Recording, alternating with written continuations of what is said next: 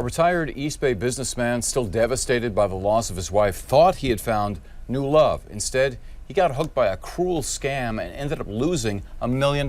Yeah, his entire life savings is gone. Larry Sorenson is a 71-year-old retired businessman from Brentwood, California, who spent 35 years building a life with his wife, Rhonda. The couple moved into their dream home on June 27, 2003, carefully designing every detail together, including a garden, swimming pool, and custom bar. According to Larry, losing Rhonda to cancer last December shattered his world. He says he cried every day, overwhelmed by grief in their 3,000-square-foot home that suddenly felt unbearably empty. What Larry didn't know was that his vulnerability would make him the perfect target for one of the most devastating financial frauds plaguing America today, a sophisticated scheme that would cost him $1 million in retirement savings and potentially force him to sell the home he built with the wife he still mourns. The nightmare began in early July, just months after Rhonda's death, when Larry received what appeared to be a simple, misdirected text message. The sender, identifying herself as Tina, wrote asking someone named Caitlin to drop off her dog after a trip to Napa Valley. Larry politely replied that she had reached the wrong person. According to Larry, what happened next seemed innocent enough.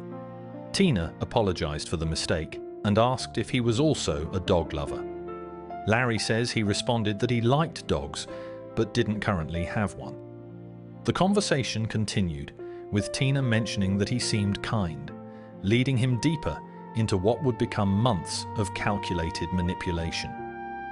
Over the following days and weeks, the text exchanges intensified. According to Larry, Tina presented herself as an entrepreneur who ran a small energy company and invested in real estate, ranches, wineries, and cryptocurrency. She shared details about being abandoned by her mother as a child in Hong Kong and being raised by adoptive parents.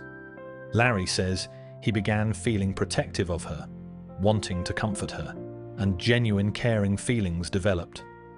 The exchanges became daily rituals. Good morning messages, discussions about exercise and health, conversations about world travels, favorite wines, cars, books, and music. Tina suggested they move their conversations to WhatsApp because, according to Larry, she told him the platform was encrypted and safer, and she only used it to communicate with her closest friends.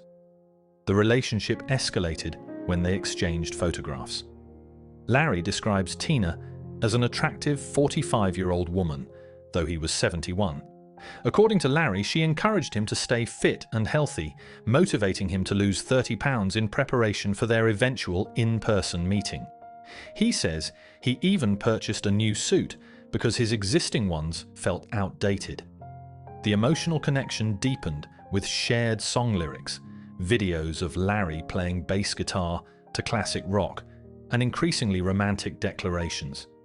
Larry told her he couldn't help falling in love with her, describing her as interesting, intelligent, caring, and beautiful inside and out. According to Larry, that initial excitement of falling in love was intoxicating and uplifting after months of devastating grief.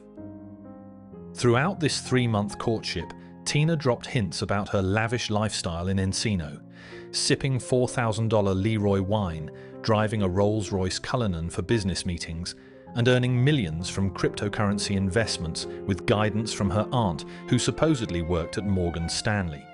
According to Larry, she never agreed to meet him in person, insisting their relationship remain secret until perhaps mid-October. Despite these warning signs, Larry remained emotionally invested, believing he had stumbled into unexpected new love through the smallest crack in time, as Tina had poetically described it. The financial trap sprung when Tina began discussing her cryptocurrency success.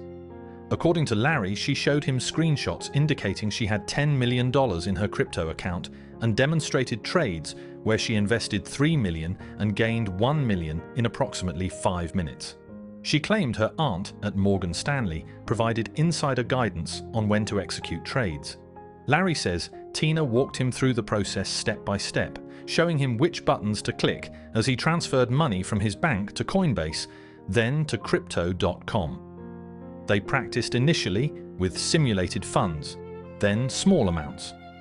According to Larry, the returns appeared remarkably quick and substantial, creating the illusion of legitimate profit. Encouraged by these apparent gains, Larry began tapping into his IRA retirement account. He first transferred $500,000, then days later, another $500,000, completely draining the $1 million nest egg he had accumulated over decades of work. According to Larry, the account interface displayed his investment growing to $2.4 million. Tina pressured him to invest even more, urging him to extract equity from his house, borrow from his children, or seek funds from friends and relatives to reach $3 million in the account. Larry says he approached banks for loans and lines of credit, but was denied. Desperate to capitalize on what he believed was a legitimate opportunity, he approached his stepdaughter Megan, suggesting she invest a couple $100,000 to profit alongside him. According to Larry, Megan's response was immediate and alarming. She told him directly that this was a scam. Frantic, they attempted to withdraw funds from the cryptocurrency account. The money wasn't there. Larry says Megan began crying on the phone as the devastating reality became clear. $1 million in retirement savings had vanished. The funds Larry withdrew from his IRA to invest meant he now faced approximately $400,000 in tax penalties for the early distribution. The financial catastrophe threatened not just his retirement security, but his ability to remain in the home where he still feels his late wife's presence. Several critical warning signs existed throughout this fraud that Larry acknowledges missing. The relationship began with a wrong number text, a common tactic in what authorities call pig butchering scams. Tina refused to meet in person despite months of communication and romantic declarations. She demanded secrecy about their relationship. The cryptocurrency investment opportunity came from someone Larry had never met face to face, with guidance allegedly from an unnamed Morgan Stanley employee. The pressure to invest increasingly larger sums, including borrowed money, followed classic fraud escalation patterns. According to Larry, even after losing everything, Tina continues sending messages encouraging him to deposit more funds into the account. Larry has reported the crime to the Federal Bureau of Investigation, the Federal Trade Commission, and the Secret Service. According to Larry, none of these agencies have been able to recover his money. This type of fraud has earned the disturbing nickname pig butchering, a term describing how scammers fatten their victims with promises and emotional manipulation before slaughtering them financially. According to authorities, these schemes often originate from organized criminal operations, frequently overseas, that systematically target vulnerable individuals through carefully crafted personas and patient relationship building. The broader context reveals Larry's experience is far from isolated. According to the FBI's Internet Crime Complaint Center, romance scams and cryptocurrency investment frauds have become epidemic, with American victims losing billions annually. These schemes disproportionately target older adults, particularly those experiencing life transitions such as widowhood, divorce, or retirement.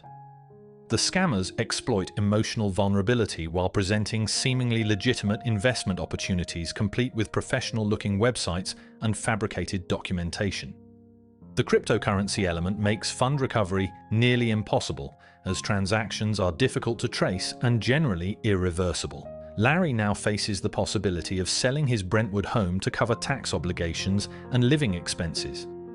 According to Larry, he feels his wife's presence in the house they designed together, making the prospect of losing it particularly devastating.